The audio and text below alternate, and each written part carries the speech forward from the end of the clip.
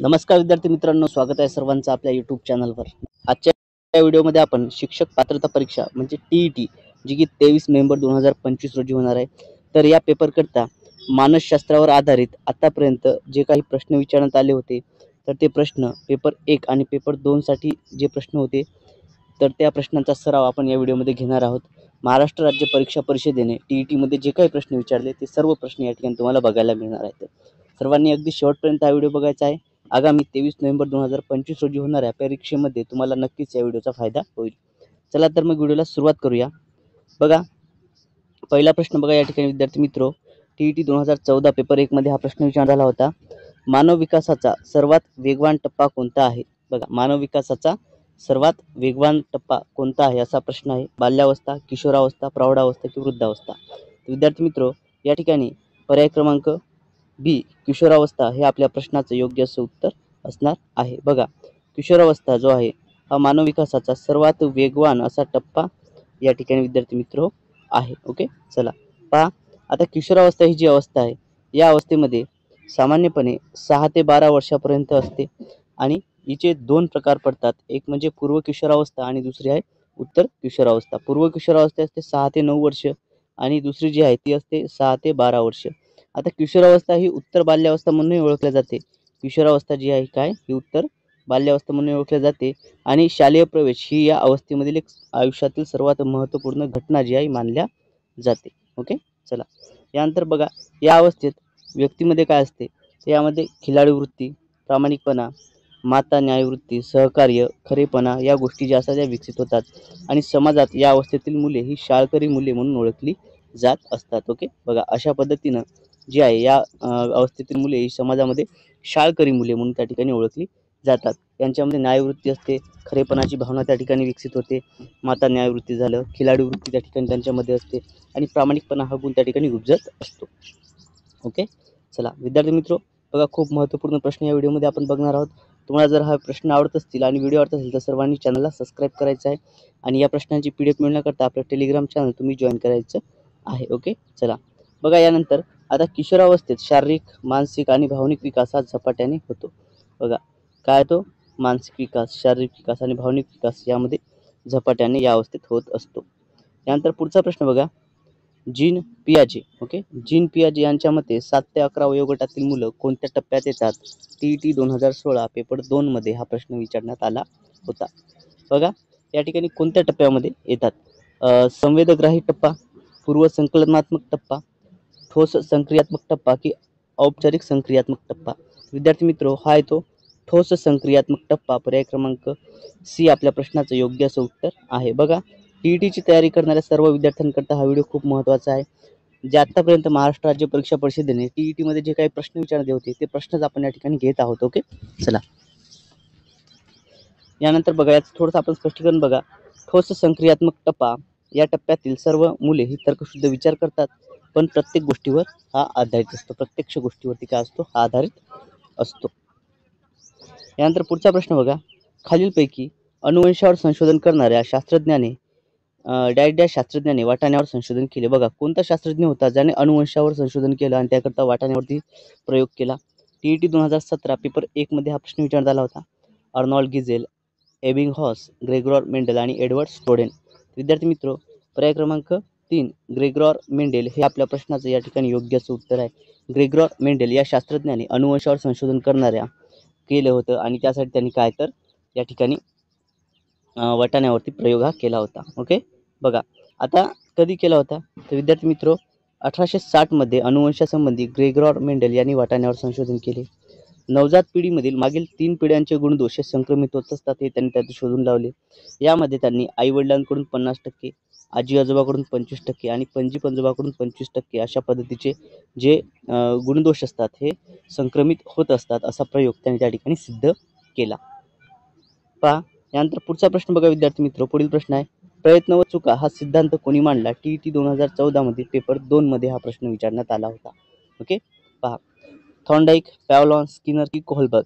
बघा, प्रयत्न व चुका सिद्धांत म्हटलेला आहे या ठिकाणी, तर प्रयत्न आणि चुका हा जो सिद्धांत आहे हा थॉर्नडाईक यांनी मांडला होता। ओके, थॉर्नडाईक, बघा थॉर्नडाईक यांनी काय कोणत्या प्राण्यावर केला होता, तर हा जो सिद्धांत आहे हा मांजर या प्राण्यावरती प्रयोग करण्यात आला होता।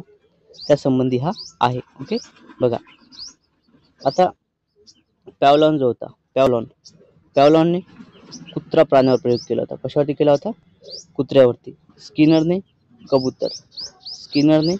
कबुतरावरती प्रयोग केला होता. कोहलबर्ग याने चिंपांझी माकड, ओके, कोहलबर्ग याने चिंपांझी माकडावरती प्रयोग केला होता. थॉर्नडाईकने या ठिकाणी मांजरेवरती प्रयोग केला होता. पहा, थॉर्नडाईकचा जो प्रयोग होता चुका व शिका सिद्धांत हा थॉर्नडाईक या शास्त्रज्ञांनी मांडला. 1898 साली ॲनिमल इंटेलिजन्स नावाच्या ग्रंथामध्ये त्यांनी ही उपपत्ती मांडली. थॉर्नडाईक यांनी कुत्रा, मांजर, मासे, कोंबडा इत्यादी प्राण्यांवरती प्रयोग केले. ओके, इत्यादी प्राण्यांवरती काय त्यांनी प्रयोग केले होते. त्यानंतर पुढचा प्रश्न बघा, अभिजात अभिसंधान उपपत्ती कोणी मांडली? ओके, अभिजात अभिसंधान ही जी उपपत्ती आहे ही कोणी मांडली? बघा, ही उपपत्ती कुत्र्यासंबंधी आहे. विद्यार्थी मित्र, आपण यापूर्वी बघितलं TET 2024 मध्ये हा प्रश्न विचारण्यात आला होता. स्किनर, कोहलबर्ग, पॅव्लॉन यापैकी नाही. पहा, या ठिकाणी विद्यार्थी मित्र, अभिजात अभिसंधान ही जी आहे ही उपपत्ती ही कोणी मांडली होती? तर ही मांडली होती पॅव्लॉन या शास्त्रज्ञाने. ओके, पर्याय क्रमांक सी पॅव्लॉन आपल्या प्रश्नाचं योग्य उत्तर आहे. आणि पॅव्लॉन यांनी कुत्रा या प्राण्यावरती प्रयोग केला होता. बघा, अभिजात अभिसंधान उपपत्ती ही रशियन शरीरविज्ञान शास्त्रज्ञ इव्हॉन पेट्रोविच पॅव्लॉन यांनी मांडली. ओके, हा कोणत्या देशाचा होता? तर हा रशिया या देशाचा होता. बघा, मानसशास्त्रज्ञ आणि त्यांचे देश हे देखील आपल्याला खूप महत्त्वपूर्ण आहे. विद्यार्थी मित्र, आता या उपपत्तीचं, अभिजात अभिसंधान उपपत्तीचं शैक्षणिक महत्त्व काय आहे हे आपण या ठिकाणी समजून घेऊया. बघा, यामध्ये काय तर अभिसंधानामुळे अध्ययनाची सवय बालकांना लावता येते, मुलांच्या वृत्ती त्या ठिकाणी बदलता येतात आणि बालकांना योग्य सवयी व त्यांचे वर्तन जे आहे हे नष्ट करता येतं. ओके, चला बघा विद्यार्थी मित्र, जर तुम्हाला व्हिडिओ आवडत असेल आणि तुमच्या चॅनलवर नवीन असाल तर सर्वांनी काय करायचं आहे, सर्वप्रथम सर्वांनी आपल्या चॅनलला सबस्क्राईब करायचं आहे आणि साईडला जे बेल आयकॉन आहे त्याला देखील प्रेस करायचं आहे. आणि जर या प्रश्नांची तुम्हाला PDF डाउनलोड करायची असेल तर PDF डाउनलोड करण्याकरता आपलं टेलिग्राम चॅनल तुम्ही जॉईन करायचं आहे, ज्याची लिंक या व्हिडिओच्या डिस्क्रिप्शन बॉक्समध्ये दिलेली आहे. ओके, TET 2025 करता महत्त्वपूर्ण हा व्हिडिओ आहे. अगदी IMP क्वेश्चन्स या ठिकाणी घेतात आणि महाराष्ट्र राज्य परीक्षा परिषदेचा एक हे आहे कल आहे की वारंवार प्रश्न जे असतात ते रिपीट होत असतात. ओके, चला सर्वांनी व्हिडिओ आवडल्यास व्हिडिओला लाईक देखील करायचं आहे. त्यानंतर पुढचा प्रश्न बघा, उद्दिष्टांचे श्रेणीबद्ध वर्गीकरण ही संकल्पना डॅश डॅश यांनी मांडली आहे. TET 2019 मध्ये हा प्रश्न विचारण्यात आला होता पेपर 2 करता. बघा, गॅग्ने, एटकिन्सन, डॉक्टर ब्लूम आणि अरिस्टॉटल. तर विद्यार्थी मित्र, उद्दिष्टांचे श्रेणीबद्ध वर्गीकरण कोणी केलं? तर डॉक्टर ब्लूम यांनी केलं. पर्याय क्रमांक सी डॉक्टर ब्लूम आपल्या प्रश्नाचं योग्य असं उत्तर या ठिकाणी आहे. बघा, या ठिकाणी स्पष्टीकरण समजून घेऊया याचं. बघा, उद्दिष्टांचे श्रेणीबद्ध वर्गीकरण ही संकल्पना डॉक्टर ब्लूम यांनी मांडली आहे. 1948 साली त्यांनी हे वर्गीकरण केलं आणि हे त्यांनी 3 विभागामध्ये केलं. आता ते 3 विभाग कोणते आहेत? यामध्ये एक म्हणजे बघा बोधात्मक व ज्ञानात्मक विभाग, दुसरा आहे भावनात्मक क्षेत्र आणि तिसरा आहे क्रियात्मक क्षेत्र. ओके, बघा विद्यार्थी मित्र, सर्वांनी व्हिडिओ लाईक करायचा आहे, शेअर करायचा आहे आणि आपल्या चॅनलला फॉलो देखील करायचं आहे. ओके, बघा श्रेणीबद्ध वर्गीकरण या ठिकाणी यांनी केलं होतं. त्यानंतर पुढचा प्रश्न बघा, खालीलपैकी पृच्छ प्रतिमानाचे जनक कोण आहेत? तर TET 2017 मध्ये हा प्रश्न विचारण्यात आला होता. ओके, खालीलपैकी पृच्छ प्रतिमानाचे जनक कोण आहेत?